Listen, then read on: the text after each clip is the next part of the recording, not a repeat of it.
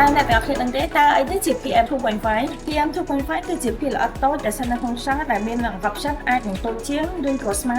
2.5 មីក្រូម៉ែត្រវាអាចមានទំហំតូចជាងសរសៃសាក់មនុស្ស40ដងគឺវាងាយជាចូលទៅក្នុងសួតដែលធ្វើឲ្យប៉ះពាល់សុខភាពមនុស្សនិងបរិស្ថានផងដែរតែអ្នកអាចការពារខ្លួនអ្នកពីភាពល្អិត PM2.5 បានយ៉ាងដូចម្តេច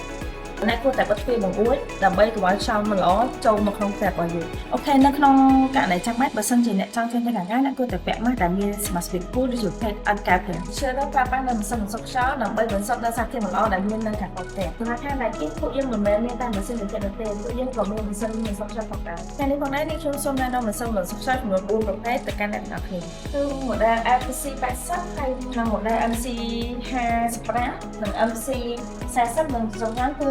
MC 30សម្រាប់ម៉ាស៊ីនមួយមានសមាសភាពក្នុងការបន្សុទ្ធខ្យល់ដែលអាចចាក់យកនៅសារធាតុមិនល្អដោយតម្រងចំនួន3ប្រការឆក់សម្រាប់មេរោគដែលជាប់នៅលើតម្រងដោយបច្ចេកវិទ្យា Streamer Technology របស់ Daikin ចំពោះតម្រងរបស់យើងគឺជាប្រភេទ EPA filter ដែលមានសមាសភាពខ្ពស់ក្នុងការកាត់យកភាគល្អិតតូចៗប្រើប្រាស់រយៈពេលបាន10ឆ្នាំនៅលើម៉ាស៊ីនក៏មានបង្ហាញនៅកម្រិតសញ្ញានៃគុណភាពខ្យល់ផងដែរវិញខ្ញុំសូមណែនាំ model ទី1ឈ្មោះ MC80 PVM7 ដែលអាចបន្សុទ្ធខ្យល់បាន62ម៉ែត្រការ៉េសម្រាប់ model នេះយើងអាចបញ្ជាតាមទូរស័ព្ទដៃបានផងដែរ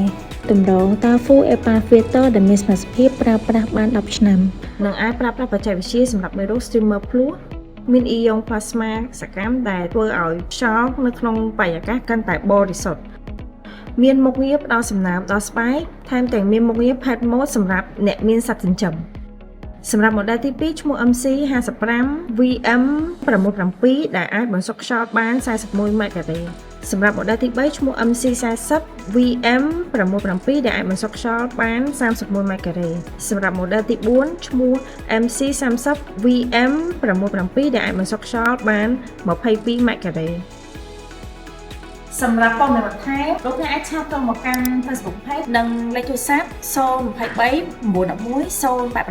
089ឬអាចអញ្ជើញមកកាន់ showroom Daikin ដើម្បីមកតាមតនៅផលិតផលបានផងដែរអរគុណសម្រាប់ការទស្សនាជួបគ្នានៅវីដេអូក្រោយទៀត